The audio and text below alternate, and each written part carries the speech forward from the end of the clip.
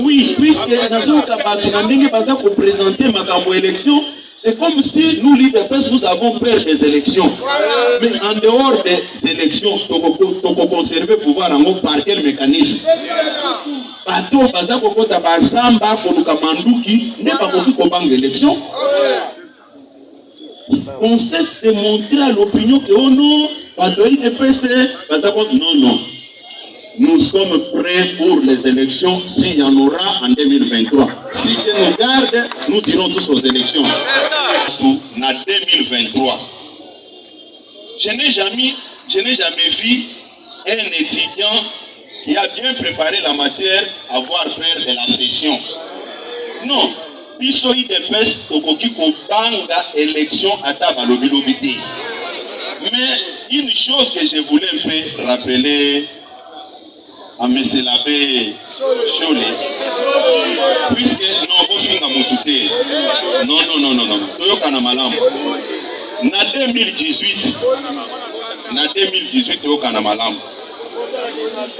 Na 2018, M. l'abbé Cholé a Bengsaki, président de Jean-Marc Nasenko. Quand on a Bengsaki, président Jean-Marc Epsingano, il faut accompagner. À l'époque, le président Jean-Marc Azaki, secrétaire général, il secrétaire général adjoint. Quand on a commis Nasenko, mais c'est l'abbé a dit qu'il y a une élection. Mais c'est l'abbé a persuadé qu'il y a pendant 50 minutes pour qu'il y ait une élection. Quel est le mécanisme?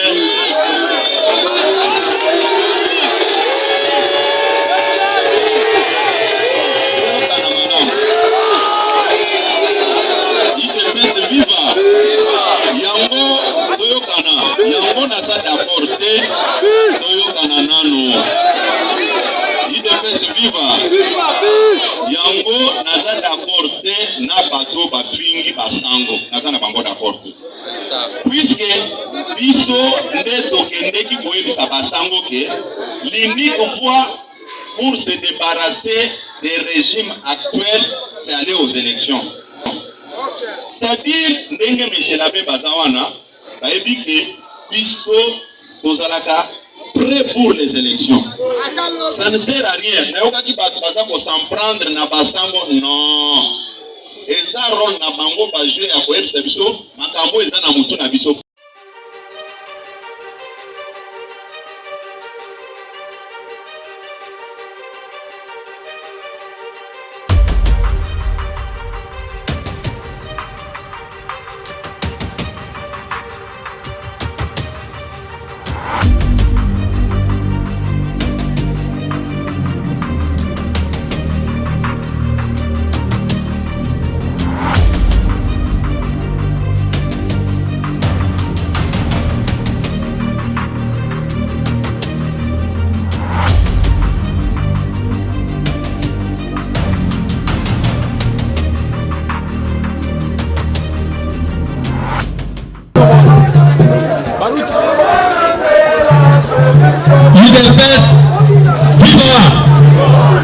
S'il vous plaît, du progrès. S'il vous plaît.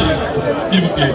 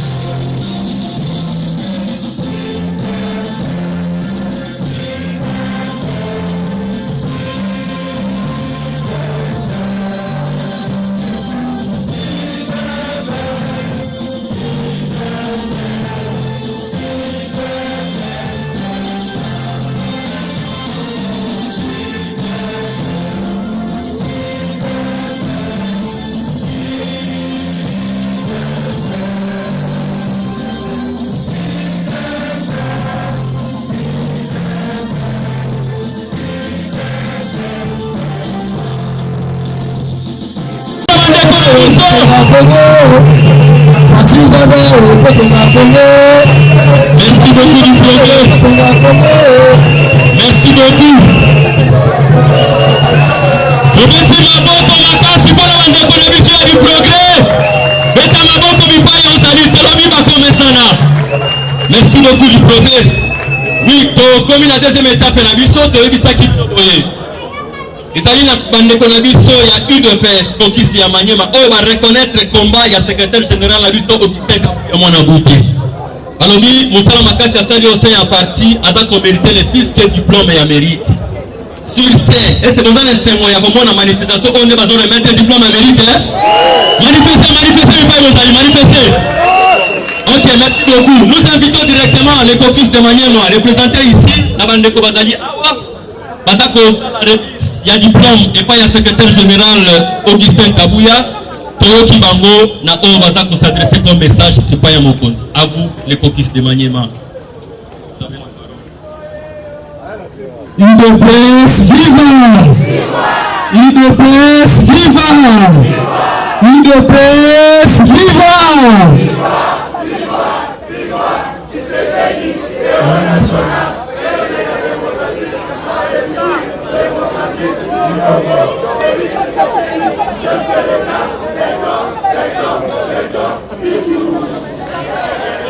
Merci beaucoup.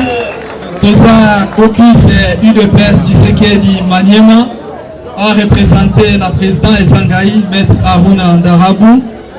Donc, en tant que Bana ya Maniema, vous avez bien province ya Maniema qui est là qui grand bastion, il y a FCC. Le plus grand tenant au ancien régime Bassabata Maniema. Chaque jour, on ne peut pas nous intimider. Azam Tiawapi, Cheda, Matata Azam Tiawapi, Tambonamba Wapi, Kokonyangi Wapi, Kikaya Wapi. Donc, Baza est belé à Maniema. Or, s'il faut effectivement implanter partie dans la 4e province de Maniema, il faut une nouvelle dynamique. La dynamique est Sika Oro. Et après, c'est pour ça quand même appuyer le secrétaire général de la partie et le président de la partie.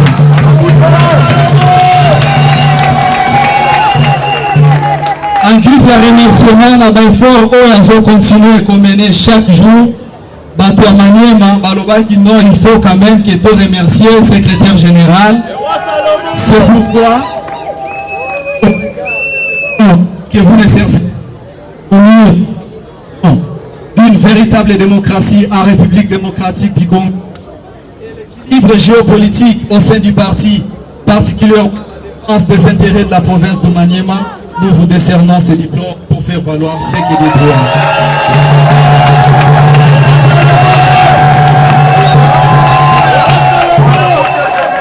Et ceux qui ont un diplôme que tu as dit fort au secrétaire général à fournir chaque jour ton parti pour la province, il faut quand même topper ça y est, diplôme de mérite et puis trophée.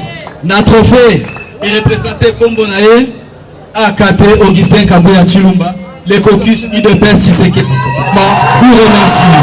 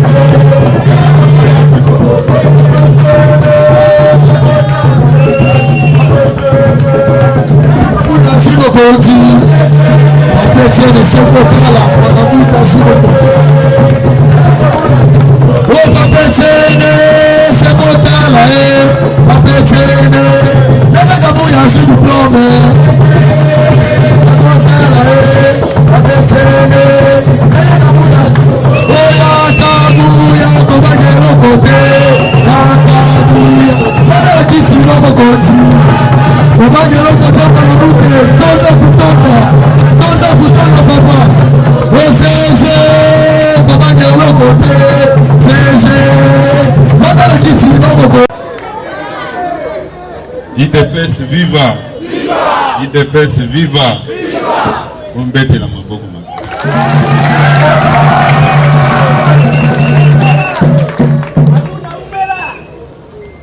Mes très sincères remerciements à l'endroit de nos amis du caucus de Maniema. Je ne fais rien au hasard.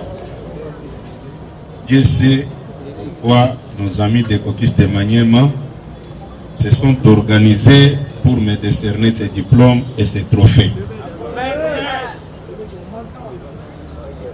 Au moment où certaines personnes s'organisent, payent certains amis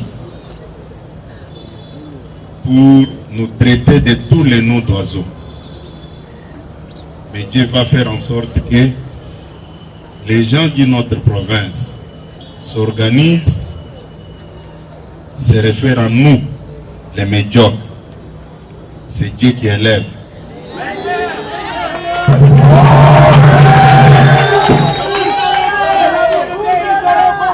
Moi, des fois, je suis très à l'aise quand les gens passent tout leur temps dans les médias en train de nous taxer de tous les noms.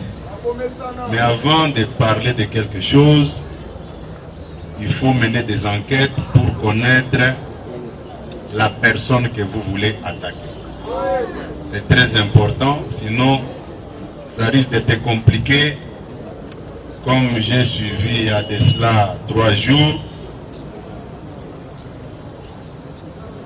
un artiste attaqué, mais quand il a voulu aussi parler,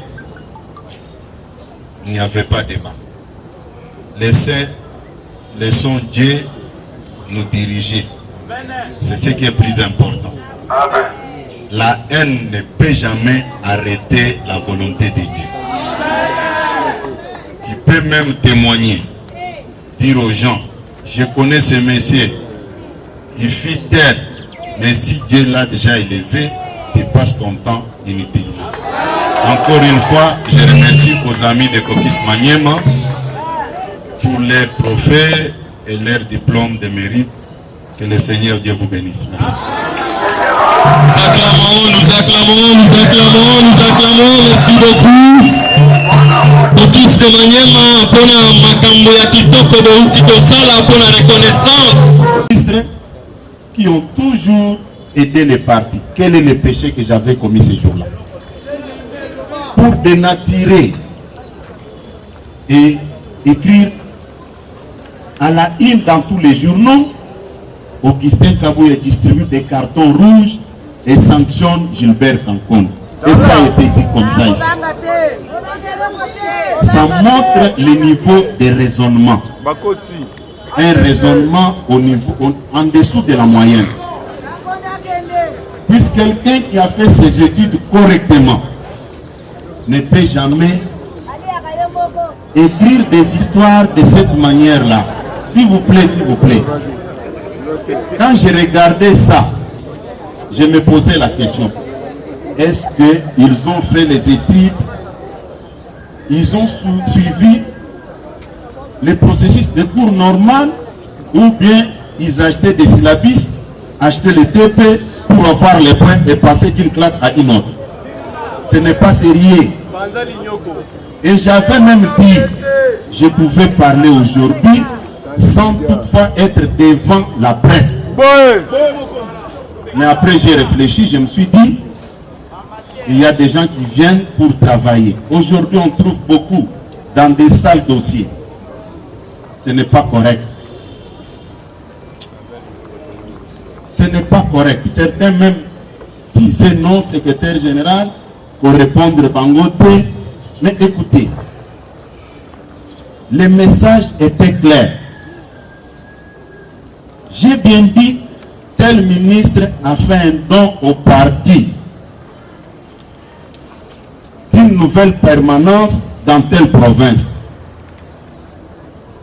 Quel est le péché que nous avons fait ces jours-là pour nous dresser contre nos ministres?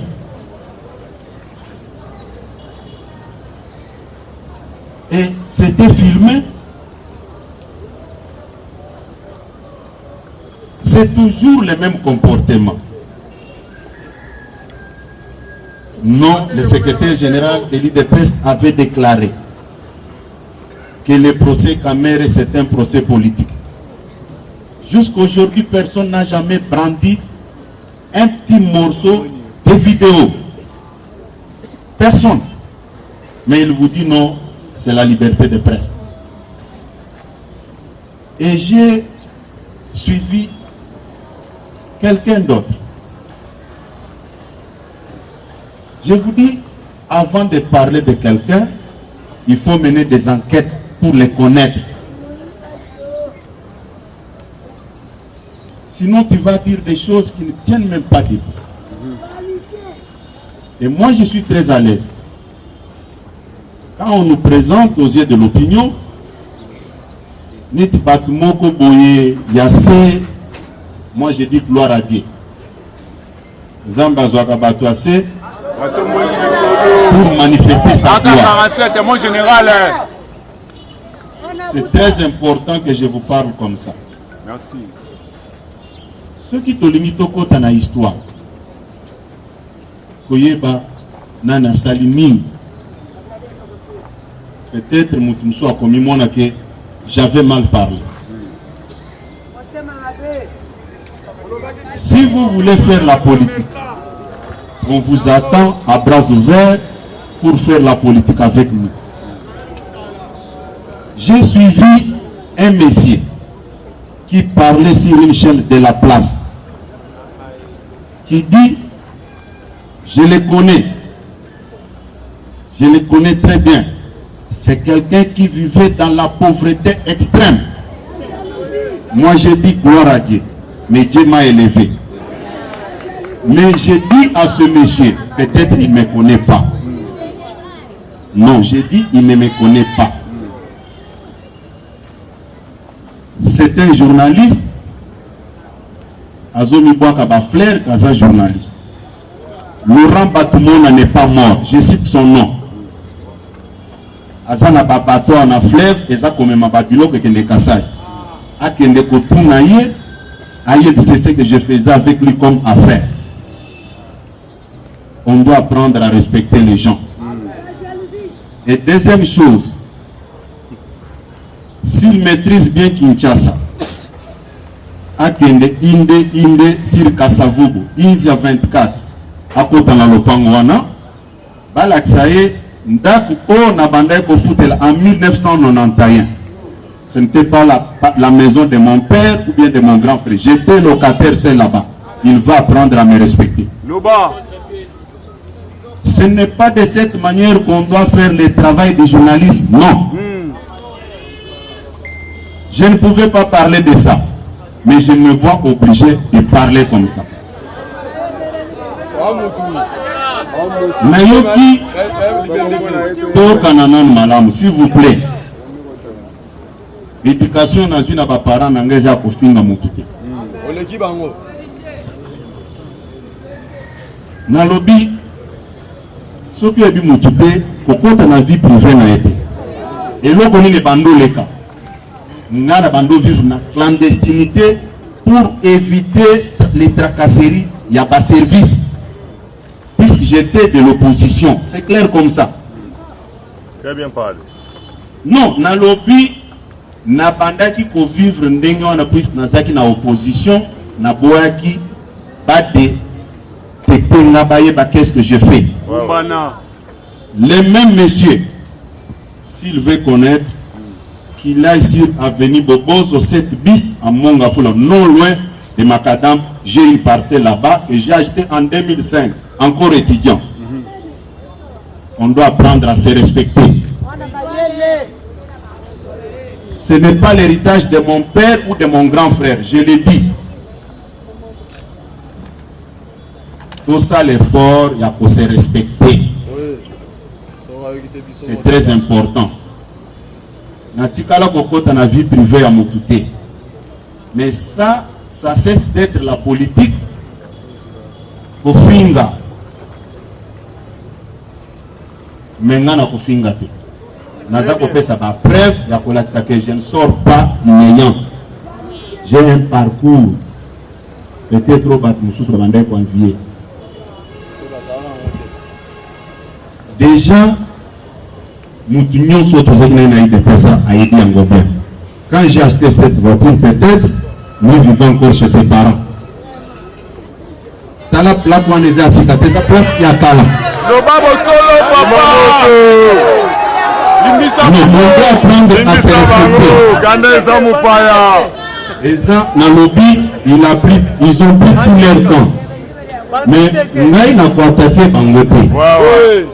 Je vais régler des comptes, ma chef na Bango.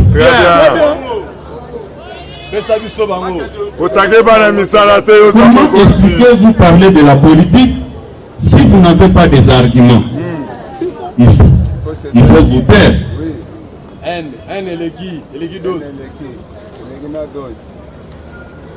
Tango baza koloba opo bakomi otambo na bami puka po bakomi na pouvoir. Non, c'est faux, ce n'est pas vrai. Non, koyo kananami. Biso ide pesto e na pouvoir pour na koyiba mbongo na kesi ya l'état te. Nazalaka na tambolaka. J'ai fait entrer ma Jeep là, et ça Jeep on a zaki na opposition yangwana. Non, Ezawana yangwana. Mais quand vous voulez parler de quelqu'un, il faut avoir des réserves. Il faut avoir des réserves, c'est très important. Puisque Batumio so baleki sakiwana, bala nanga bien, nga pe na kosala enquête na eba ba passer na bango, comme ça na le kapena téléphone. S'il vous plaît, s'il vous plaît, s'il vous plaît, s'il vous plaît, s'il vous plaît. Nayoka ki ba mususu bazako ebsanga nara na secrétaire général pour répondre que j'ai dit ceci. Je dois répondre à tout un chacun. Je ne peux pas. Si les gens font la mendicité pour importuner les autres, chez moi ça ne passera pas. Mais je vous promets, je connais les réseaux. Je dois attaquer leur maître à penser. Et je leur dis que je dois le faire.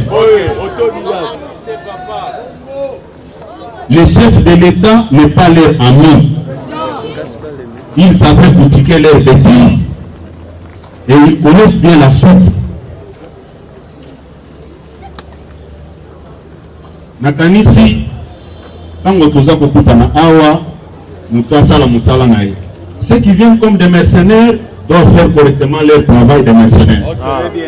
Mais n'allez pas dans des futilités. Ça, c'est nos vies privées. Ça n'a rien à voir avec ce que nous faisons. Peut-être que nous avons pas déranger à Kangate. Mais Kobanda Koloba, oh non, bakomi lelo komimona, oh bazota na mamituka non. Na baebaki na déjà na DGI. Tant que vous êtes en opposition, ça ne sert à rien. Il y a Koloba. Et pour recadrer ma tambouane, il est important. Et puis, nous avons qui va me soucier, parce que nous avons de quel droit nous avons la sécurité. Mais les garants suprêmes qui assurent la sécurité de tout un chacun,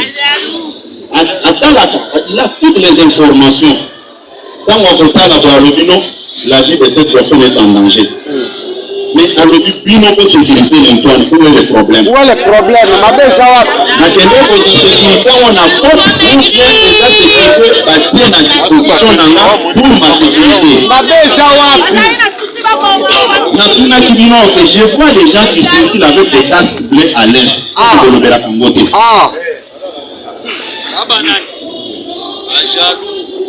Où est-ce que vous avez déjà vu une autorité qui arrive dans un milieu, la police au bazar n'a pas fait ce que comment expliquer les gens sérieux passent leur temps dans des bêtises? Oh non, mais ce jour-là, chez le Premier ministre, à l'immeuble intelligent, mais en entrant, tous les policiers là, nous rendons les honneurs là-bas, et c'est tout, on a mis des autres personnes en mode. Pour ceux qui peuvent passer en mode, dans un tabac, on peut passer en mode. En entrant comme en sortant, on doit arrêter avec la haine inutile. Dans mon avis, il y avait excès de zèle. Bon, nous avons déjà préparé. À côté de la côté de la mototé, nous avons le veranga. Oui, nous avons le Tikabi Soto Kende Koloba, vous êtes secrétaire général. Ngai nayebi comment komilobela nga moko. J'ai une histoire dans ce parti.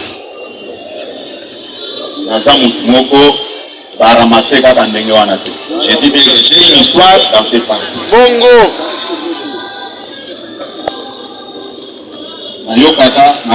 Natangaka mingi na ba réseaux sociaux nyonso ekomamaka ofinga nyonso nayoka et il y a élection na 2023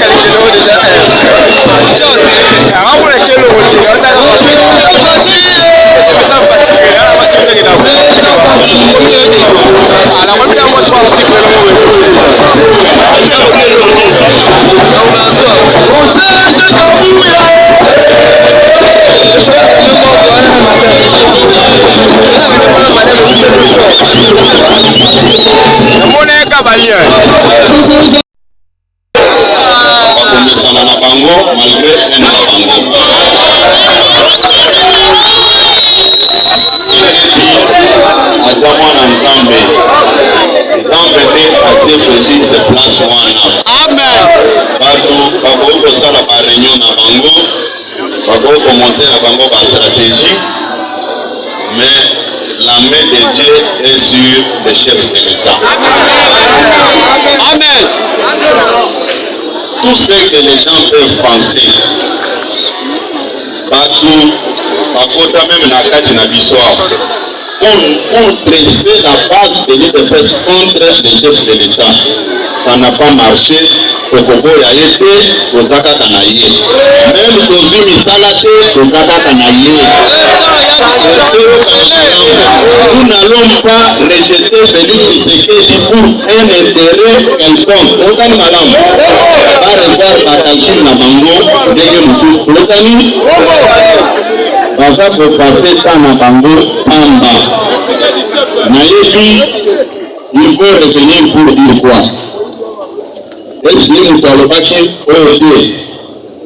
et non, les ministres vont collaborer dans le ils vont parler de ça plus à l'Obaka Yango. Mais Nasa Koloba, Matine, Oyo et Utaki Koleka. Matine, on a demandé au ministre Nabiso. Et dire que l'IDPS a dit que le ministre est compétent. C'est craché même si la mémoire n'a pas de mission sur la pouvoir. Oui, oui. Il devait s'attirer par le ministre incompétent. Il y a eu des problèmes au bishop Yebi. Quand nous sommes arrivés au pouvoir, le contexte n'a pas est différent. N'a pas pouvoir nous sur les quatre. Nous sommes arrivés au pouvoir le 24 janvier 2019.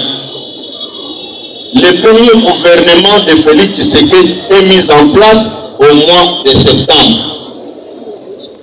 Du mois de janvier jusqu'au mois de septembre, c'était toujours le régime passé qui expédiait les affaires courantes. 3 mois seulement du gouvernement Tshisekedi. Au continent en 2020, 2 mois après, Covid et Covid. Vous connaissez tous la situation économique mondiale. Il faut un détraqué mental pour ne pas comprendre cet aspect-là. On va expliquer aux gens. Il ne faut plus tromper les gens que non, nous sommes arrivés au pouvoir dans un contexte normal, que le long gouvernement est en place et Bandi Moussala. Ce n'est pas ça, ce n'est pas vrai. Ce n'est pas vrai. Quand nous sommes pour n'attendre la réalisation du chef de l'État avec succès. Il y a un monde de insomnie. Il faut maintenant passer dans tous les médias pour critiquer ça et donner une autre vision. Mais moi aussi, je ne dois pas me tranquilliser chaque fois quand on tire sur la personne du chef de l'État. On ne l'aide pas. Puis ce que ça peut aider, il y a la manière que tu peux parler avec quelqu'un. Vous connaissez madame? Bon, mardi, bandeko na biso basango basalaki déclaration na bango. Non, s'il vous plaît, toyoka na malamu. Mais namonaki ba déclaration ebele esalemaki nango. Dimanche tozalaki awa. Basango baende ko rejoindre biso. Puisque bato tozalaki na bango dimanche awa na siège. Tango na convokaki bandeko ya fédération ya Tchangu. Avec toute la base, au salaki na bango, moi réunion moko ya causerie morale, pour préparer partout na 2023. Je n'ai jamais vu un étudiant qui a bien préparé la matière avoir peur de la session. Non, biso IDPS tokoki kobanga élection ata balobi te. Mais une chose que je voulais faire rappeler à M. l'abbé Chole, puisque non,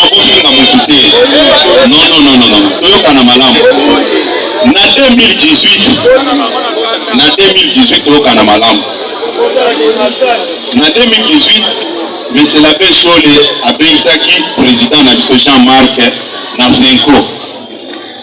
Quand on a Bensaki, président Jean-Marc Nasenko, il faut accompagner. À l'époque, le président Jean-Marc Azaki, secrétaire général, il a secrétaire général adjoint. Quand on a commis na Senko, mais c'est la paix à Yébiso qui biso tobanga élection. Mais c'est la paix à persuader qui biso pendant 50 minutes pour qu'il y ait une élection. Biso de l'émission, mais quel est le mécanisme?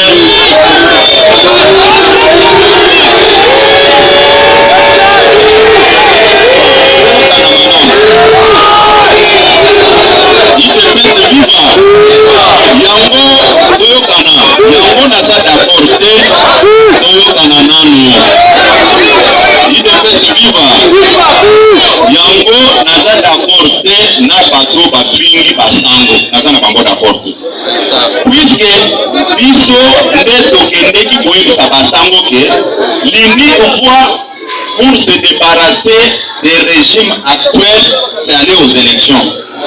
C'est-à-dire ndenge M. l'abbé Bazawana bayebi ke biso tozalaka prêt pour les élections. Ça ne sert à rien. Nayokaki bato baza s'en prendre na basango non. Eza rôle na bango bajouer ya koyebisa biso makambo eza na mutu na biso. Pour prêt nga nasali réunion ya dimanche. Soki bazali na baémissaire na bakengo elisa wange non kabo ya bengi bato kuna balobi makambo ya élection.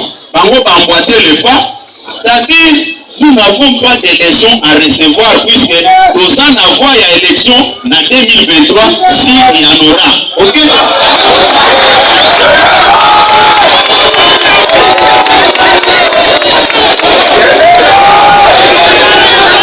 IDPS viva.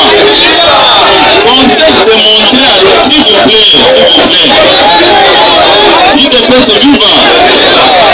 Nalobi boye. Nalobi botoka na malamu.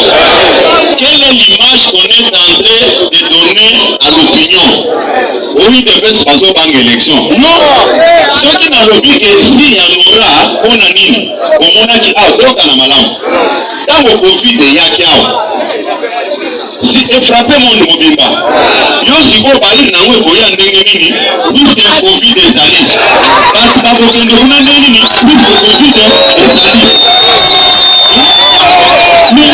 Écoutez, mes amis, je ne suis pas d'accord na bateau, babandi ko s'en prendre dans ce niveau. Non, là, je ne serai pas d'accord avec vous. Mais ce que moi je peux dire aux amis ce soir, nous sommes prêts pour aller aux élections. Mais en 2018, au Pékistan qui se toque des élections, ça fait partie de notre histoire. Quand Makamwana n'a pas qui passe, on n'a pas nini balobi ko yo ina balo bandenge ni.